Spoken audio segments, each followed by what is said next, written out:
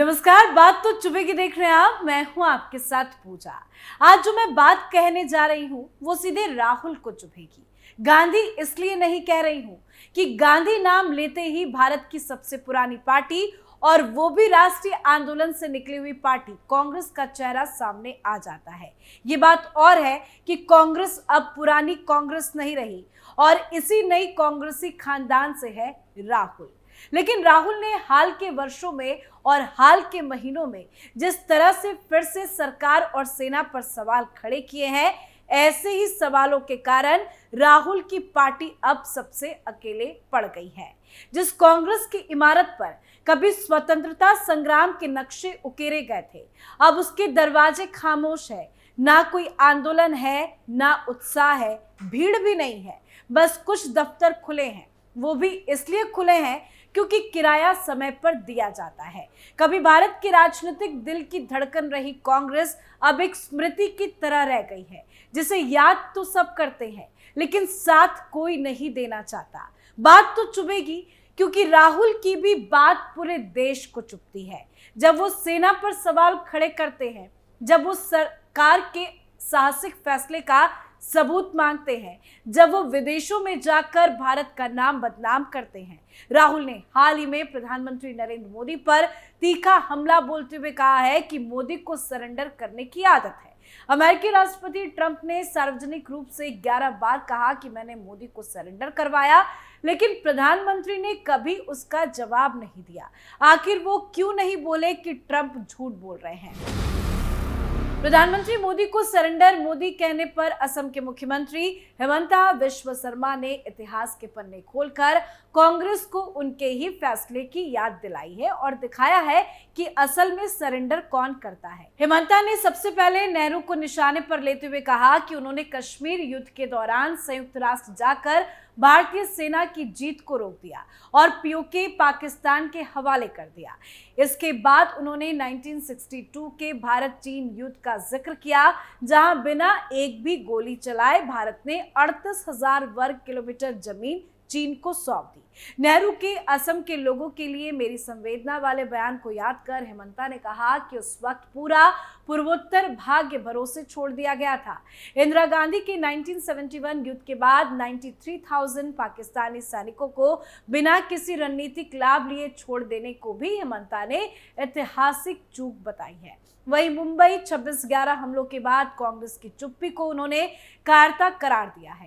हेमंता ने कांग्रेस पर यह भी आरोप लगाया कि उसने पाकिस्तान से गुप्त बातचीत की, चीन की घुसपैठ पर चुप रही और आज भी सर्जिकल स्ट्राइक जैसे सैन्य ऑपरेशनों पर सवाल उठाकर सेना का मनोबल गिराती है। मतलब हेमंता ने यह साफ संदेश देने की कोशिश की कि सरेंडर का इतिहास अगर किसी का है तो वो कांग्रेस का है, ना कि मौजूदा प्रधानमंत्री का। राहुल ने समय समय पर सेना की कार्रवाई पर भी सवाल उठाए हैं। 2016 में सर्जिकल स्ट्राइक के बाद उन्होंने कहा था कि प्रधानमंत्री जवानों के खून की दलाली कर रहे हैं।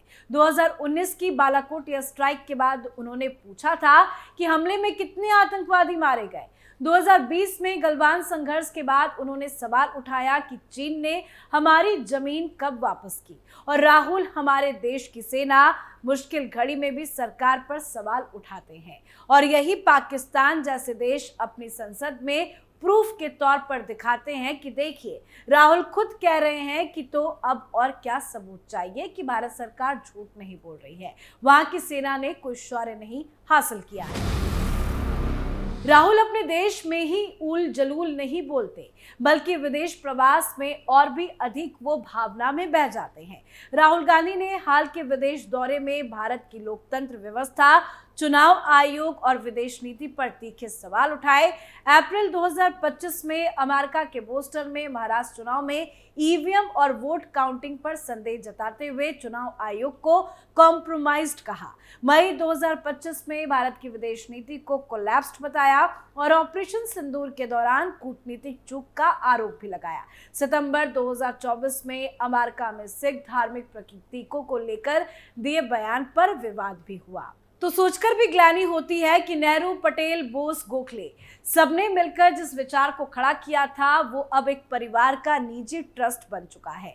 ये वो कांग्रेस नहीं रही जो विचार से चलती थी, अब ये वही कांग्रेस है जो सिर्फ उत्तराधिकार से चल रही है। जैसे तमिलनाडु में डीएमके एक परिवार के इर्द गिर्द सिमटी है, महाराष्ट्र में उद्धव ठाकरे की शिवसेना एक नाम की छाया बन गई है, बिहार में आरजेडी लालू प्रसाद के कुनबे का विस्तार है और उत्तर प्रदेश में समाजवादी पार्टी एक पिता पुत्र की कथा है। ठीक वैसे ही कांग्रेस भी एक गांधी नेहरू उपनामधारी खानदान की इकलौती विरासत बन गई है और अपनी नीतियों से कांग्रेस लगातार चुनावी हार का रिकॉर्ड भी बना रही है। हालात इतने बुरे हैं कि पार्टी के पास विचारधारा नहीं और विचारधारा के नाम पर मोदी विरोध, हिंदू विरोध, राष्ट्रवाद विरोध बचा है। हर मोर्चे पर कांग्रेस सिर्फ एक बात कहती दिखती है कि हम इसके खिलाफ है, लेकिन विरोध की राजनीति कभी नेतृत्व नहीं दे सकती, बल्कि वो सिर्फ असहमति बनकर रह जाती है और अंजाम वही होता है जो कांग्रेस का वर्तमान में हाल है। हाल के वर्षों में कांग्रेस को कई राज्यों में चुनौतियों का सामना करना पड़ा है।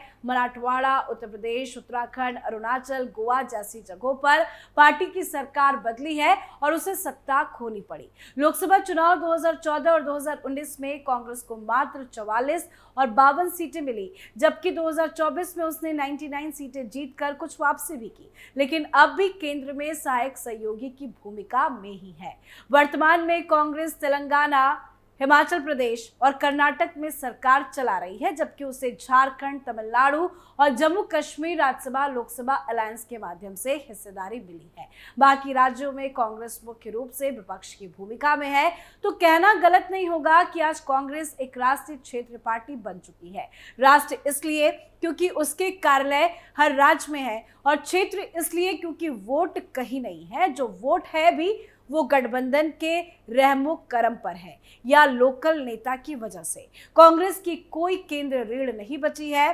वो पार्टी जो कल तक भारत का चेहरा थी, आज अपने ही चेहरों की पहचान को तरस रही है। तो अगर जवानों को लेकर सवाल खड़े कर रही है कांग्रेस या राहुल, तो इसमें कोई अचरज नहीं होना चाहिए। ये कांग्रेस अब भारत माता की जय बोलने से हिचकिचाती है और तिरंगे की जगह पार्टी का झंडा पकड़ती है। तो फिर सवाल उठता है कि क्या इसे राष्ट्रवादी कह सकते हैं या फिर ये अब एक राजनीतिक परिवार का बंद दरवाजा है जिसके बाहर देश खड़ा है और भीतर राहुल, प्रियंका और सोनिया गांधी है। लोकतंत्र में विकल्प जरूरी होते हैं, लेकिन जब विकल्प भ्रम से पैदा हो तो देश दिशाहीन हो जाता है। राहुल गांधी को विकल्प कहने से पहले अगर कोई एक पल ठहर कर सरकार और सेना पर सवाल उठाने वाले उनके भाषणों को सुने तो उन्हें पता चलेगा कि ये भाषा विकास की नहीं, ये भाषा विरोध की है। ना कोई दृष्टि, ना कोई स्पष्ट नीति, सिर्फ हर मन से एक ही रट, पाकिस्तान को क्यों नीचा दिखाते हो, मुसलमान डरते हैं, सेना को मत सराहो, सबूत दो। राहुल की ऐसी भाषा सत्ता को नहीं, राष्ट्र को असहज करती है। जब विकल्प देश के भीतर नजरअंदाज हो जाए और सीमाओं के पार सराहना पाने लगे तो समझिए संकट है। सियासत वो होनी चाहिए जो भारत के गांव, गरीब किसान की बात करे, ना कि पाकिस्तान की चिंता में बार बार भारत की छवि को चोट पहुंचाए। यदि कोई नेता हर मंच पर सेना के शौर्य पर सवाल उठाता है, अगर उसे आतंकवादियों पर कार्रवाई ड्रामा लगती है और अगर उसे भारत की आंतरिक स्थिति से ज्यादा पाकिस्तान की चिंता खाई जाती है, तो फिर सवाल उठता है कि क्या ये विकल्प है या विकल्प के नाम पर एक डर है। नेतृत्व तो वही होता है जो सिर्फ सरकार की आलोचना करे। नेतृत्व वो होता है जो देश के लिए दिशा तय करे। राहुल गांधी की हर बात में एक विरोध की मुद्रा है, लेकिन ये मुद्रा तब तक खोखली है जब तक उसमें कोई स्पष्ट योजना ना हो, ना अर्थव्यवस्था पर कोई ठोस दृष्टि, ना युवाओं के लिए नीति, ना कश्मीर पर स्पष्ट रुख। और ऐसे में जब कुछ वर्ग उन्हें विकल्प कहने लगते हैं तो ये सवाल खड़ा होता है, भाई विकल्प क्यों, किस आधार पर और किस भरोसे पर। राजनीति अब शब्दों का खेल नहीं रह गया। जनता अब समझती है कि कौन बोल रहा है और कौन बन रहा है। महागठबंधन एक औपचारिक मजबूरी है। एक दूसरे को पसंद ना करने वाले दल आज मजबूरी में सेल्फी साझेदार बनते हैं, क्योंकि वो जानते हैं कि अकेले की औकात अब विधानसभा तक सिमट गई है। राहुल गांधी अगर विकल्प हैं तो विकल्प के नाम पर देश को क्या मिलेगा? जवाब या संदेह। इसलिए जो लोग अभी भी उन्हें एक राष्ट्रीय विकल्प मान रहे हैं, वो जरा सेना को लेकर उनके बयान सुन ले। सरकार के साहसिक फैसले पर उनके बयान सुन ले, उनके विदेश दौरे की बयानबाजी समझ ले।